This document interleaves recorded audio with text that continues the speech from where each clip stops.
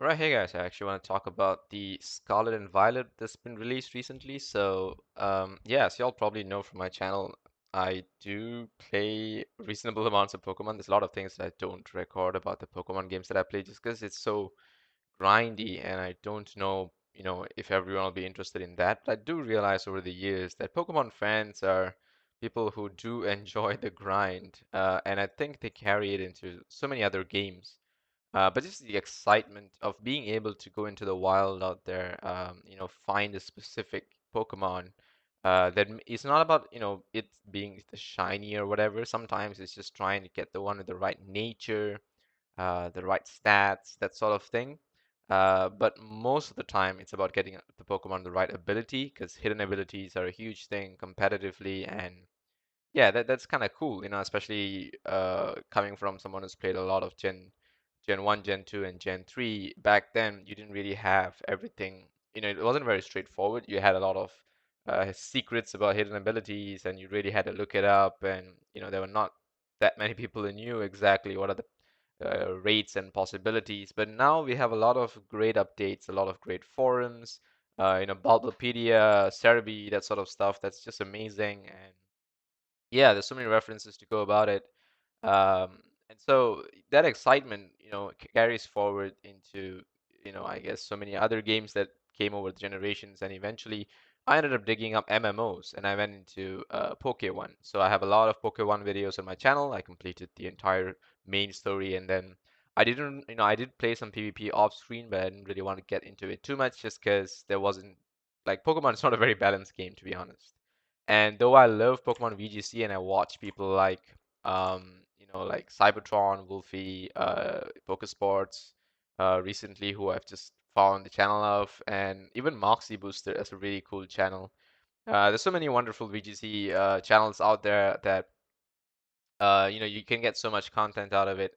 But I still feel that the VGC format is not really balanced, and I would like to get into that towards the end of this video. So the first segment would be about Scarlet and Violet, and I would, like to mention the changes that I hope is carried besides the unique gimmick that they're showing in the game, which is great. So the first thing is it's the open world concept that was in Pokemon Legends Arceus, a game which I also played all the way up to the point where I had to catch every Pokemon from every region. That's around the time where I stopped. I didn't want to proceed to the end game because I heard that the final story beyond that is just one final boss battle, which would have been great and redeeming, and I'm probably going to save that for the future. I'm not saying that I will never complete it. It's probably something that I would like to finish, just to get it over with. So it has the same kind of structure, the same feel, the same vibe. It's a very legend, or what do you call this? Legend of Zelda sort of vibe that Nintendo Switch came up with. And yeah, this whole Paldea region thing, the way the grass looks, it's all very, very similar to Pokemon Legends Arceus, which tells me that they probably didn't have to do much in terms of the environment building, the skins and the structure, although I wish they did do a little more. Just because, although I love the cartoony feel and vibe, right? Like Pokemon games are never known for their graphics. In Pokemon, it's all about gameplay, right? Because that's their strongest suit, and they love to work on that. And Nintendo did a great job with, building the concept behind the gameplay of the game, that they never had to work too much on graphics. But when you go 3D like this, when you go a game where you'll be literally running right through the world, swimming or flying through the world, I think they could have polished up the graphics just a little more, just to make us feel like we're almost playing a triple A game. Although I understand the low poly style just so that it's easier to load the game. There's no lags. You don't have issues like that because AAA games require a lot of resources. And Pokemon's always been a game that, renders a lot of things in the background because there's wild Pokemon always showing up. There's a possibility of shinies out in the open world. So for those of you who have not played Pokemon Legends Arceus in the game, right? In the open world, right? You could have an entire like field of Pokemon just randomly showing up scattered in areas, and you can see the shiny right away. And that's one of the most amazing things that I loved about Pokemon Legends Arceus is that they had the concept where you could spot the shiny before you decide to go up and battle it. So of course, you could choose to stealth your way there to catch it, or you could actually duel it. I don't know if they're going to maintain the stealth from Pokemon Legends Arceus because that was honestly one of the better parts of the game. The game was amazing because it gave you that feeling that you're actually out there in the open world and you can't just walk up to a Pokemon just to battle it, right? You could get um, clobbed by other random Pokemon and you will aggro all the Pokemon in the area. So I believe you could aggro only up to three in Pokemon Legends Arceus. I've not been able to aggro more than three. So it is possible that this game might feature something similar to that, where you will be able to aggro up to three Pokemon in the wild. So I think this game in Scarlet and Violet, I personally think it's probably going to increase the aggro up to four. And the reason I believe in that is because in the game you are allowed to take up to three friends into the wild with you to play co-op, right? Which is a great feature. It's a great start. Sure, it's not the MMO, which includes a lot of random players, which wouldn't make sense, honestly, because if everyone is like, if you have too many players in the game, right, and a shiny shows up, who's gonna go and catch it? Right? It's gonna be crazy. Like people will be focusing on just running around through other people's mobs, ruining their sneaking, ruining their experience of farming, these sorts of things, because they would just be rushing through the environment. And so I think it's great that they limited to bringing in three friends, and it's up to you who you want to bring, right? So yeah, beyond that, you'll be able to see the shiny. That's one thing, and also you'll be able to spot certain unique Pokemons, I believe. So I'm not sure how the what was mentioned as a Terra concept, right, will show up, which is a great little interesting gimmick. And to be fair, right, a lot of players and channels have been talking about this over the years. I saw this thing on Lockstin and Gnoggin like 4 years ago, right?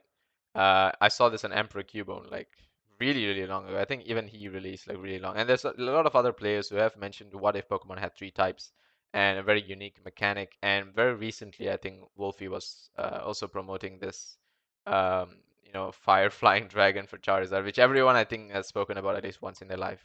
So it's not an entirely new concept, though applying it to every Pokemon brings up some very, very unique styles and combinations. So I'm not sure if these terraforms is something that you can spot in the wild just by running around and looking at them, or is something that's earned by a specific kind of gimmick. Because I believe someone like some forum mentioned that there's a type of ball involved that gives them that form. So I'm not sure if it's an item that you use to catch them, which would be really interesting if it is an item that you use to catch them, or it's an item that you make them hold just to get that third form, which I think would be also reasonably balanced, or it's actually something that you gotta feed them that you can farm up in the wild. So I'm not sure whether this game has anything like trading or that sort of multiplayer concept. I'm not really sure about that, as in trading for items. I can't really speak up on that. But Arceus didn't really have that sort of battle concept that we would have enjoyed from a lot of other games because it introduced this fast and strong styles, which a lot of people didn't really like. But honestly, this Terraform gimmick, I think, has an interesting feature, right? It's definitely better than Dynamax. It's definitely going to give a lot of other weaker Pokemon a huge advantage because you don't have the ultra fast, aggressive playstyle. You don't have like straight up offense playstyle, right? You actually can play with bring back the defensive Pokemon, which I think will make a huge change to the metagame. And I think it's really, really good to get rid of that whole absolutely destructive what do you call this Dynamax format. A lot of players didn't really like that format, but a lot of players grew into it, and I also grew into like it. Like watching VGC content and liking the concept of Dynamax. The terrain changes, the weather changes, that sort of thing. So anyway, back to the trailer itself. I like the academy style concept where you have the kind of schools that you go to. It reminds me of Hogwarts. I like the concept where you get to have your mount sort of in the game, and I'm not sure how early on it is. I believe you'll be able to get it really early on and unlock the various forms as time goes on, just like how Pokemon Legends Arceus does it. In Arceus, you have several sort of these what do you call these like domestic? No, not really. What are they called? they're like Pokemon of that region that control a specific type of nature within that island in the world. They're like sort of worshipped as semi-deities, and as you catch them, not really catch, yeah, you catch them by battling them, but they don't become your Pokemon that you keep in your party to battle. Instead, they will become your mount. So in this game, it looks like you'll have one Pokemon as your mount that sort of evolves to unlock various forms, and that's really cool. But personally, this school style concept where you get to learn and go to classes and get objectives is really, really amazing. And I think a lot of players who like this sort of back to school sort of concept would really really love this feeling of this. And for kids who are playing the game, like teens perhaps, I guess I'm not sure if kids really still play this, like would they actually be up to pace with Pokemon? Because there's so many things behind it, right? You gotta have some level of knowledge to play this seriously. I believe the VGC's youngest players are around 11, 12, so I guess yeah, almost teenagers. Probably be 13 in a year, right? But anyway, yeah, I think personally the kids would really love this sort of gaming style because it reminds them of a school but better, right? You actually get to play Pokemon, and I think that gives really good vibes. And even for us who are adults, I guess, would really enjoy this sort of style and concept. And I love the way they say that you have the main storyline and you have the choice to pick and choose how you want to go about it. And I really hope this means that we can actually go and do whatever we want, but I doubt that is the case. I'm sure that is the main storyline that we can't really break, but I believe that there are side quests that we can pick and choose when and how we want to do it. It's just that I still think that certain things will be, like certain regions will definitely be level sort of soft capped by level in the sense where you can go there, but you're going to have to face really high level Pokemon. And one thing that Pokemon Legends did right in that sense is that you can challenge really high level Pokemon if you have the right tools. So you could actually take this thing called a heavy ball, which they introduced, uh, that works just like how, in the Pokemon game, you can go up and catch heavy Pokemon, right? You can throw it at a heavy Pokemon and it's a higher rate of catching. In Legends Arceus, if you sneak up on a Pokemon, you have a very high rate of catching it if you manage to get a sort of a sneak shot, right? So if you manage to surprise the Pokemon and get the Pokeball to hit its back, you have a very, very high rate of catching it, which means you can catch Pokemon that's like way higher level than the Pokemon in your party, but you still had to defeat the gyms to be able to get that Pokemon to sort of, I guess, unlock that level to continue leveling up. So basically, like, let me give you this as a concept. You have a player level, like 30, right? Um, and your Pokemon could be level 24, 25. You could catch a Pokemon that's way higher level. Maybe it's level 50. But it'll sort of be around your player level cap, and it will increase gradually. But let's say your player level out levels your party Pokemon just because you've done so many tasks, you caught these Pokemon recently. So if you suddenly catch a wild Pokemon that's level 50, it's going to be level 50. Like the rest of your party could be level 30, but that Pokemon could be level 50, and it could give a huge boost to your party. So a lot of the time in Legends Arceus, you would want to look for these Pokemon called Alpha Pokemon, which are bigger and stronger Pokemon that show up in the world randomly. And the only real strength they have, um, besides their size, like in stats wise, they don't really get a boost. They just look cool because they're bigger. But the only real change they have is that they could learn certain moves that the basic form doesn't really have. And secondly, they are more difficult to catch in the wild, and because they're very aggressive, and they are generally higher level than all the other Pokemon in the area. So the Pokemon itself is balanced once you catch it, but before you catch it, they're quite scary. So if you go through the difficulty of catching these alpha Pokemon, you actually give yourself a huge level up Pokemon boost in the area if the Pokemon you catch is something that you really want to use. So in Legends Arceus, I caught a lot of random Pokemon that I didn't really want to use, but just got them just to get myself a huge level boost to clear like an area or something like that. So it could be something that we could see in this game. Very interesting. I don't really want to comment too much on the NPCs because we don't really know what their dialogues are, and I think that's a very important part of the game that we'll be looking at. I like the way the regional forms look so far. They're really interesting. I dig the whole Muddy Whooper thing concept. It looks really great. I think there's, even Fido's design looks pretty cool. Even this metal Pokemon, I think is Steel Ice, right? Looks pretty cool. Um, I think that there's a lot of future to the way these forms look gives us a lot of hope to how possible future forms may be. And I think they've been saving up as well a little bit just to try to build up for this game, so they didn't really release too much in Legends Arceus, which I think is really interesting now that I think about it.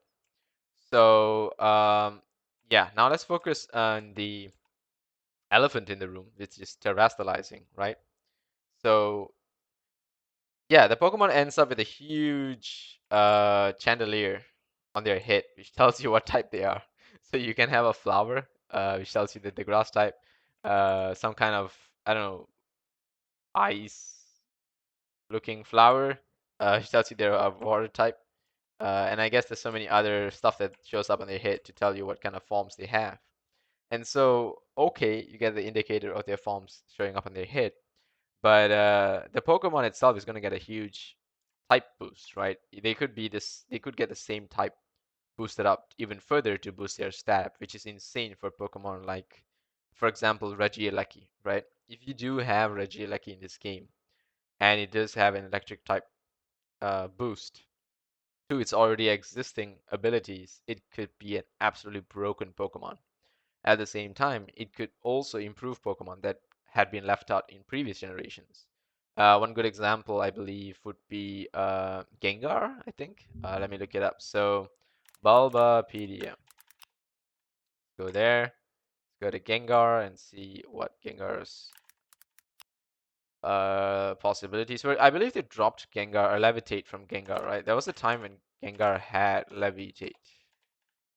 And I think they dropped it. For some reason.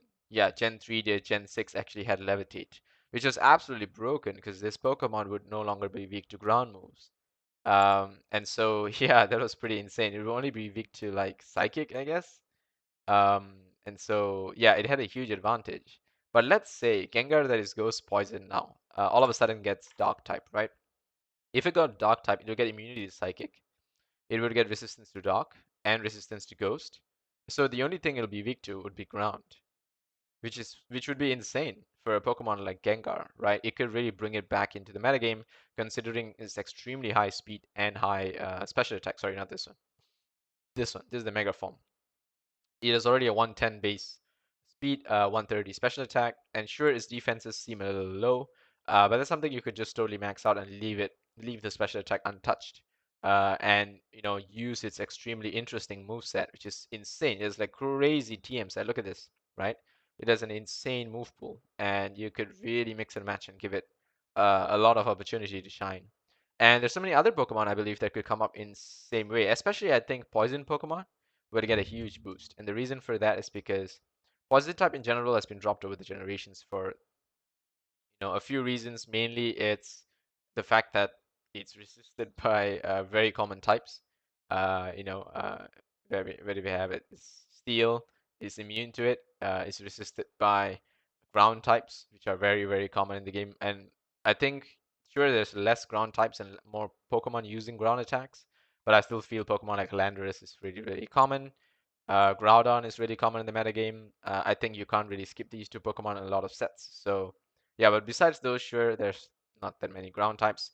But I think this, it would give poison types a huge advantage if they're able to be passed on to certain Pokemon that are already generally strong, to take advantage of the fact that they can completely get rid of fairy types and grass types who are starting to, find the limelight because grass Pokemon are strong against both ground and water types, which is the Groudon Kyogre metagame. So poison types can shine by taking advantage of being stronger against fairy and grass types. Sure, they can't do things against broken Pokemon like Zacian, right? Because it's steel and fairy. But I think it would still give them a much needed advantage to be a part of a Pokemon that's already strong. So you can Terrastellize, Pokemon like Landorus, for example, and it would have a poison type advantage. All of a sudden, it doesn't have to worry about a ground weakness because it's already flying, right? So the only thing it's probably going to be weak to is Psychic, which is really uncommon in the format. And now all of a sudden it's become quite strong. Because technically, if you remove ground weakness from poison, the only thing is Psychic, and not many Pokemon use Psychic attacks just because they're not really good against many other types, right? And poisons also have some interesting gimmicks, which is the fact that poison attacks can't miss if used by poison type Pokemon, and they can't get poisoned. And people really underestimate sometimes how bad poison works. Toxic is really, really strong, and people underestimate it because of the way the Dynamax format worked, right? Dynamax is all about hyper offense. If you just try to slow down the game, you don't survive. But now, with Pokemon no longer having that, Dynamax is the gimmick, right? Bad poison could be terrifying if Pokemon don't have the poison type. So yeah, I think having at least one poison type Pokemon in the party would be really good to be able to switch back things into like toxic spikes, which I think will start to shine back in the metagame. And I think spikes in general will overall have a huge boost. It'll bring back a lot of other moves that have been left out previously, such as Grass Knot. All these weight dependent moves that don't work on Dynamax Pokemon. Moves that I believe are able to stall Dynamax Pokemon in certain ways. There are so many moves that don't work on Dynamax, right? That would start to show back and shine in the metagame once again. And I think that they can release a lot of these locked away moves all of a sudden because of the fact that you can find ways to work around it. I also think Ghost type will start to find a huge part of the metagame because Ghost types in general are really, really useful against normal fighting and also they are a very good neutral offensive type.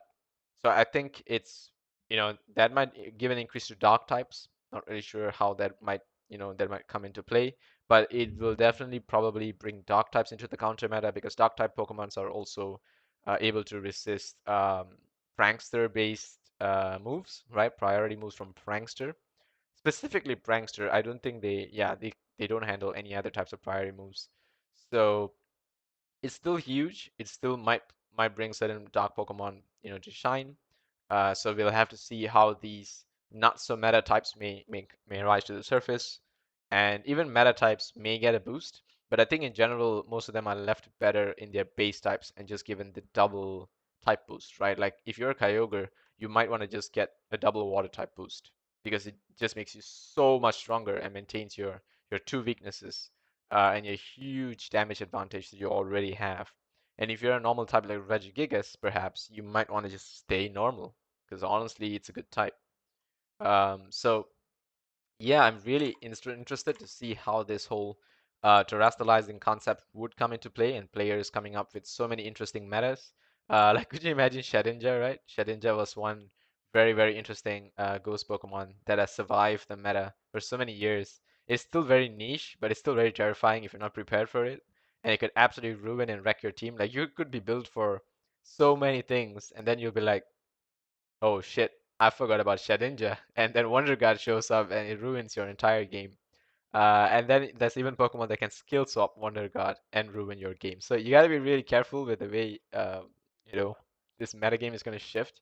I'm really, really excited for it, and I really like the whole idea that this terraform, this terrestrialize concept is gonna allow Pokemon to sort of come back into the game. A lot of underused Pokemon will come back. And I think that's the most important part, right? It's going to be allow you to use a wider pool of Pokemon, and I hope that this also means that a lot of the non-legendaries, yeah, I think most importantly, that's the kind of Pokemon that we want to see shine because there's nearly 1,000 Pokemon in the game, right? There's nearly 1,000, and like, wait, how many are there at this point? How many Pokemon? There's 905. Yeah, holy crap. Like I played this game mostly when there was like 500 and something, but now there's 905. There's twice as many Pokemon in the game. We are almost close to 1,000 Pokemon, and we don't even use 900 plus of them in competitive VGC formats and stuff like that. And also, I hope this game cleans up all the hacking that has been a controversy of VGC. I don't really want to get too much into it because there's so much of controversy surrounding hacking and the concept of hacking. So yeah, anyway, aside from that, I just hope it cleans that up. I just hope it gives players a better chance to want to play, um, you know, uh, this Scarlet and Violet in VGC and hopefully get over the whole hacking concept. But I think it's going to be something that maybe unavoidable, although I really hope it can be. So talking about like Shedinja, right? So let's just go to like its typing. So now Shedinja is weak to flying, rock, ghost, fire, and dark. If Shedinja all of a sudden gains a type like um, dark type, right? If Shedinja gains dark type, it's going to lose its dark type weakness. It's going to lose its ghost type weakness. And dark type Pokemon are weak to fighting, which is not really an issue, but it might gain a fairy weakness. So you could trade 2 for 1. You could also become rock type and resist rock and flying. And you wouldn't get the fighting weakness, but you might get grass and water. I think, yeah, compared to the rock type weakness, I think gaining dark type would be quite terrifying for if Shedinja manages that. So then Shedinja will only be weak to rock, flying, fire, and fairy, which I think are still reasonably common types. I think actually, yeah, you can't really do too much to the way Shedinja works. I think Steel type would be pretty cool actually. Yeah, if Shedinja was Steel type, Shedinja would gain a double weakness to fire, which doesn't really make a difference because it's Shedinja, it's 1 HP. It would gain a it would gain a weakness to ground. But it would lose its flying and rock and dark weakness. So it will lose 3 weaknesses for ground and ghost, which is really cool. So yeah, I think steel types might also find, a lot of opportunity in the format just because they are the best defensive type in the game, right? And that could give a rise to fire and ground Pokemon. Maybe even Pokemon that are not used so often, like probably ground and poison Pokemon, like Nidoking. Nidoking was the absolute legend back in Gen 1, Gen 2. This Pokemon was an absolute beast. It's a monster. I'm like serious monster. And this Pokemon even had like things going for it. It had sheer force, it had rivalry, moves that were really good offensively. Sure, it had poison point, but not many people would want to just touch it. A lot of water types, grass types, just straight up attack it. Sorry, grass types don't really do well. Water types straight up attack it. Ice types attack it. Ice beam, and yeah, it'll be dead. But rivalry is actually pretty interesting because it raises attack if the opponent is the same gender, and it also, um, yeah, but it reduces if the target is the opposite. Um, wait, am I right? Same gender, target is the opposite is reduced, right? Yeah, reduce. Also powers up confusion damage. It's a very interesting thing. I never knew this. No longer powers up confusion. I never knew rivalry powers up confusion damage. That's very interesting to think about it. Yeah, but this will be great against a lot of male Pokemon that might be in the format, although it'll be useless against things like female Indeedee. But yeah, anyway, that's one example. And Sheer Force was like its main niche, right? Because Sheer Force, it removes the additional effects, but powers up moves like a Life Orb. So it had a lot of opportunity going for it, but it didn't really do well because of its typing, which has a lot of common weaknesses such as water, ice, and ground. Psychic is not really too much of a concern. So now if all of a sudden we added the, like maybe something that could give it an advantage. Let's see, resistant to fighting, poison, rock, bug, fairy. Maybe a grass type? No, grass type is bad. A bug type. What if you had bug type? You'd be all of a sudden weak to. Are you resistant to rock? You're not. Nah, you gain a resistance to rock. So yeah, you see, there's so much for us to work with, so many things to go on. There isn't even a team builder that's revolved around designing 3 types for a Pokemon. So that'll be really interesting. I might work on it, low key, on HTML or something. But it'll be really cool to have such a calculator to look up what are the possible type combinations, what are the interesting ones, what Pokemons can really take huge advantage of it. And so that's about the Terra style, the whole Terastellize format and all that. Now, to address the elephant in the room, which is the fact that the Pokemon game itself in general has a lot of balancing issues, I would like to start off with what Dynamax really taught us, aside from the hyper offense style, right? So Dynamax taught us that it allows max moves to change terrain. And that was the main gimmick of max moves. Sure, it gives you boosts, right? And the boosts were the main thing that changed the way the game works. Whether you win or don't win. But moves like the boosts are things that will be removed once the Pokemon is switched. So if you use a move like Roar, Dragon Tail, or you switch out, you immediately lose certain boosts, right? You can use it to force your opponent to switch out, which is also great. So those were a huge part of the metagame, the boosts. But aside from the boost, the terrain change is one of the major things because especially Rain and Sun was hugely boosted by the fact that Rain and Sun straight up boost their respective types, right? Rain boosts water types. It gives certain moves like Hurricane and Thunder advantages. Um, Sun boosts all the fire moves. It gives certain Pokemon like Venusaur, Solar Beam, advantages. It weakens water moves. Water weakens fire moves, and that's why the Sun and Rain became such a prominent thing in the meta. But there's so many other weather effects that are left behind, and so I think the terrains in general are okay.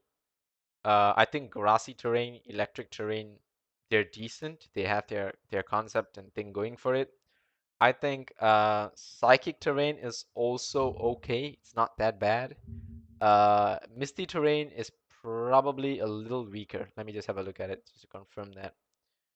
Um, yeah, uh, it should prevent priority moves, right?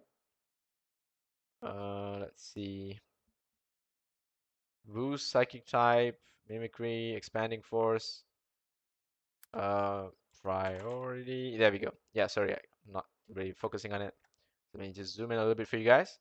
So affected Pokemon become immune to opponents' moves that increase priority.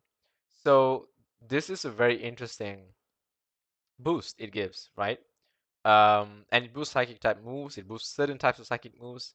Misty terrain, on the other hand, is also pretty interesting because it prevents what do you call these?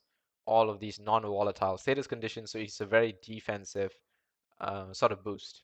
It halves the power of dragon types moves, but it doesn't really boost fairy type moves, and that's a very interesting approach to it. Like for example, psychic types, this psychic terrain doesn't really weaken any other typing, right? Let me just make sure. Boost, yeah, immune to priority moves. Yeah, it doesn't really weaken anything. Misty terrain weakens dragon moves, which is already really uncommon in the format because of fairy types in the first place, which are already immune to it. And it prevents non-volatile status conditions, which is the best part of Misty Terrain. As for Grassy Terrain, the regeneration every turn and the weakening of what do you call this? Ground moves and the boost of grass moves just makes it a straight up better terrain. And I think that this should be practiced across all terrains, right? You should weaken one type to boost the other. So Misty Terrain should boost fairy moves. I think all terrain maybe it could be reduced from 50% to 30%. A 30% increase and 30% decrease. So it's almost like less than a general boost, right? It's almost like a life orb boost. I think a life orb boost is pretty decent to say, right? So Misty Terrain should practice the same thing. Psychic Terrain probably should practice the same thing. Boost Psychic type and reduce maybe Dark type to give the Psychic type an advantage. And yeah, so that's for the terrains. Now for the weather itself, there's two weathers that have really suffered from just not having balance over the generations and have been dropped out completely in formats. I, for one, personally, am a huge fan of Sandstorm because I like the whole, rock, ground, steel, these types of combinations. So the problem with Sandstorm is that it never really got anything over the last few years. It never really got reworked in any way. It never really got a huge advantage in any way. The only real threat that Sandstorm provides, and Hail, I think, share in common, is that they break focus sash. That's pretty much it. Now, I personally think breaking focus sash is huge, just because how common focus sash is in the competitive format. Focus sash actually makes a lot of weaker Pokemon viable. But now in the new meta, there's not going to be that much of a disparity between the strong and weak Pokemon because there's no Dynamax. All of a sudden, your Whimsicott may be able to take attacks from an Ice type move if it has enough special defense, right? Because it's not going to be max Hailstorm, it's just going to be Ice Beam. Sure, you might still want to build it with Focus Sash, but there are possibilities people would just, not go for Focus Sash and rather go for a berry to, sort of heal back or come back, that sort of thing, right? Maybe certain Psychic Pokemon would go for Psychic Seed over Focus Sash, just to be able to take advantage of the special defense boost and not be too afraid of being knocked out by a single strike. And so I think that Hail and Sandstorm will really lose their niche of just being able to break Focus Sash, and they won't really do much else. They have abilities that you know that Pokemon can take advantage of, but these Pokemon are not really being played in the formats, and their abilities are not being used just because this weather is so underwhelming. So here's my suggestion, and I know people have suggested this in the past. I'm not sure how many people are a fan of it, but I think that Sandstorm should boost the defense, the special defense of all Pokemon that are resistant to it. So Rock, Steel, and Ground type, right? All three Pokemon who generally are very physically inclined would get a huge boost if they all could get their special defense raised. And it doesn't have to be by 50%. It could just be by 30%, right? But at the same time, I think that all of these sun, rain, all of that should give the boost by 30%. They could work around it, maybe 40%. But I think, yeah, if they really want to do the 50%, they want to do the one stage kind of boost. I think it's fair. I think it's still something that can be worked around, and it would give a lot of, weather wars a huge, like a massive thing to look around and give them more sort of, how can you put it, variety, I guess. You have a lot more going on. You are now scared of hail all of a sudden because you know that ice type Pokemon are not really scared to fire anymore, and that's a huge advantage, right? But because rain already weakens fire, I think perhaps ice types could do something a little bit more different, right? Because Sandstorm actually boosts the special defense of all Pokemon. Hail could be used to boost something like maybe the you know, defense or special attack or attack, something like that that could be used, could be taken advantage of, and I think may actually be really useful. So yeah, something to think about. I have been thinking about possibilities of improving hail in other ways, perhaps weakening Pokemon that's already weak to ice, like grass types, or even weakening things like electric types, because we don't really have something that weakens electric types.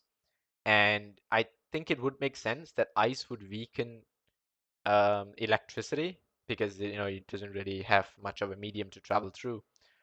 But yeah, there's so many other ways to make this work. Like it halves the power of Solar Beam and Solar Blade, right? So I think technically weakening fire moves would be the ultimatum.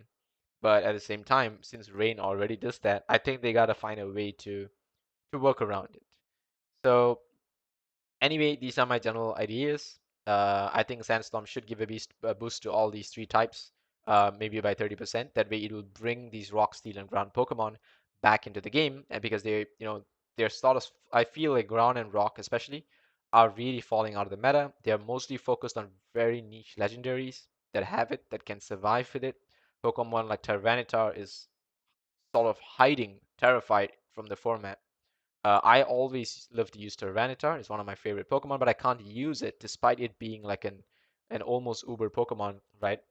Because of its type weaknesses. And I think this new Terastallizing, right? This two new Terastallizing might actually able to help me bring Tyranitar back into the format by perhaps giving it another type that could, give it a huge resistance boost, advantage, stuff like that. Perhaps giving it a Ghost type because it's rock dark, right? Perhaps giving it a ghost type would give it a huge advantage against the fighting 4 times fighting weakness it has by turning it into an immunity. It would still resist psychic, and I think that ghost type advantage, it will also resist ghost, right? So yeah, I think having a ghost type Tyranitar, like a ghost type added to Tyranitar, would give it a huge advantage, and that would make it really interesting. So that's the weather thing. Aside from the weather, I think certain moves like especially increasing the special attack, which is it's his ability of max oost, was something that's rarely used in the Dynamax format, just because of poison types not having much of use, right? So I think they could bring this back in unique ways, like maybe the Terrastellize Pokemon may be able to unlock, one move that gives it the boost without it doubling its HP. So it doesn't have to Dynamax into anything, but it will still be able to come up with this boost. If not, at least I feel that this should be just added into the Poison set move pool, which is one of the smallest move pools in the game. I think poison Pokemon actually have one of the smallest move pools in the game.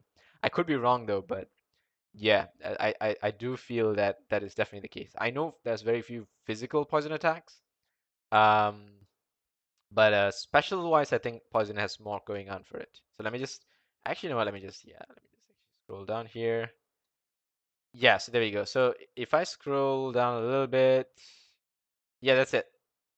That's it, right? Yeah, that's totally it. So it doesn't have much going on for it. If physical moves, I could just see it in a single screen. I don't think I can do this to any other typing in the game. Yeah, this is sad. Special, sure, it has a little bit more going on for it. Actually, almost a screen as well. Almost a screen, yeah. Yeah, I think barely a screen. I mean, yeah, just almost a screen. And status moves is where they really shine because they have some pretty interesting status moves, but a lot of it can't be taken advantage of. Perhaps they need some way of breaking the steel type, I think, by allowing poison Pokemon to apply poison twice to steel type Pokemon, and making it work. So the first time they apply to steel types, they're immune. The second time it works. I think that would make some sense in the sense where you melt the steel, but if they say that steel just can never be touched or corroded, um, then, well, I guess you just gotta work by poisoning every other type in the game, which I think should be doable. And I think that badly poison and poison should be the same thing. This is just my opinion. I think all poison moves should work like toxic. There should be only badly poison, which starts with 116 and then goes to 216, 316, 4, 5, and 6. So in 6 turns, your opponent is just gonna faint, right? Because you're gonna be doing a what? 6, 5, 11, 15, 18, yeah, you're gonna be 18 out of 16 damage in like 5 turns. Your opponent's already dead in 5 turns. So stalling teams might get a huge advantage if they learn how to work around things like these. And yeah, I'm the only thing I'm really afraid is that a lot of people may be terrestrializing steel types into their Pokemon, just because, as I said, how strong steel types are defensively.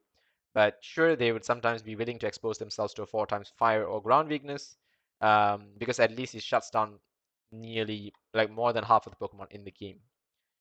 So anyway, these are my opinions about the whole change from Dynamax format into this new format. I think it'll be really interesting. I'm not a professional or competitive player. I do play on Showdown. I do play my own, Pokemon games, and I'm a huge fan of the format. VGC, the games, this sort of thing. I do my own research. I spend my time collecting stuff. Actually, I do have a bunch of things in my house that's Pokemon related. It's pretty cool, but yeah, not really the type to show off those sorts of things, I guess.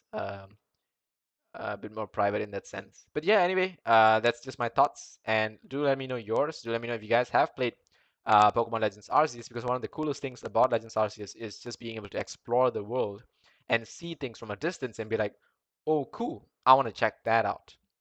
And that was really really amazing because in the standard 2D sort of Pokemon format, you can't really see anything out of the screen unless you go there, and then you sort of sit in the edge of your screen, and it still looks pretty pixel graphic, right? In this game, it looks pretty cool. Trust me. You see a wild Pokemon that's moving around, especially those alpha forms. They're kind of terrifying. I saw an alpha Rhyperior once, and I was just like, oh god, this is the best part of the game. And if you guys are up for content like that, you guys could check out my channel and look for my Pokemon Legends Arceus gameplay. And yeah, there's a lot of cool moments, and I'll definitely be doing a finale episode where I'll probably be catching all of the remaining Pokemon, and I know I know what awaits me in the end. It's defeating the god himself. But hey, there's still a lot of ground to cover, and I can't wait to play this game. I'm definitely going to get down to it as soon as I can. So yeah, the way I played Legends Arceus is that I actually had to get the save file from a friend, because there's a way to play it legally so long as you've purchased the game. So my friend and I, we sort of shared to purchase the game. He has a Switch, I don't have a Switch. So I just told him, you know what, I'll get the game for you. You give me a save file. So yeah, we used to do that. But I might be really interested in getting a Switch, just to be able to spend more time in this game. But yeah, I just wish it was also available straight up in PC. But if I have to plug in a Switch into it, I don't mind if I have to. But if I can really pay for the game to play it on PC, I would definitely do that. But otherwise, I just gotta buy the Switch game and get the file and be able to play it on at least a licensed emulator, and I think that's great. So yeah, there's so many ways to go around this, and I just can't wait to explore this region. I'll see you guys soon. And yeah, these videos are going to pick up. I'm sure everyone who has sort of had an idea around this concept are going to get so many views, and I think they all deserve it because this is amazing content. Like all of this, seriously, all of these are amazing contents. Um, so yeah, can't wait for it. See you guys in the next one. Take care, guys.